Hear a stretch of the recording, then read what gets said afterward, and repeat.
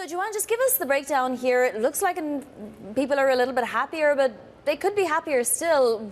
What's been happening? Essentially, consumers are extending a 2-month increase in consumer sentiment this month. We're about 20% above where we were in May, but we're still at fairly low levels historically.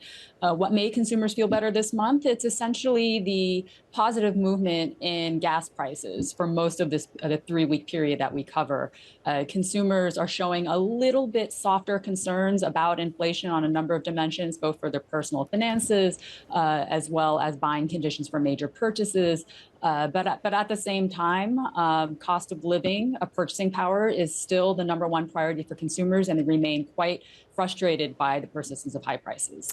So they do expect, however, inflation won't grow as much over the next year. So when your inflation expectations coming in at 4.2% as opposed to 4.6% the previous month, that would indicate that even if that's how they feel now, maybe they're not as pessimistic about the future.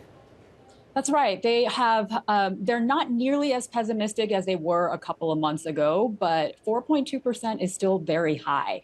It's still much higher than it was just back in February, not to mention back in 2024, before the tariff situation started to accelerate and consumers started updating their inflation expectations. So consumers, they're feeling a bit more optimistic about inflation, but they really still are expecting inflation to accelerate again in the year ahead, as well as the long term. We typically ask how these break down along partisan lines, and if, one side of the aisle feels happier essentially than the other side. Have we seen anything like that this month, Joanne?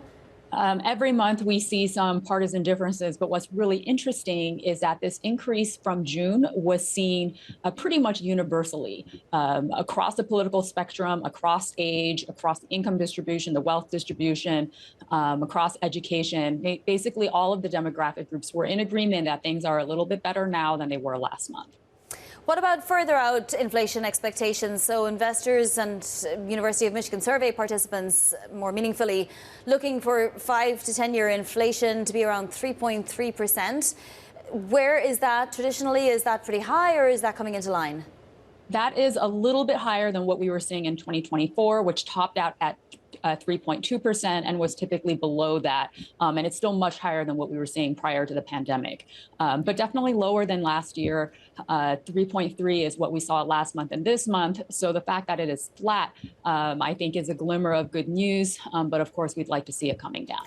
So typically sentiment doesn't always translate into spending or not spending, right? At the same time, it's one of the data points the Fed looks at as one of the data points we have to gauge how the consumer is feeling.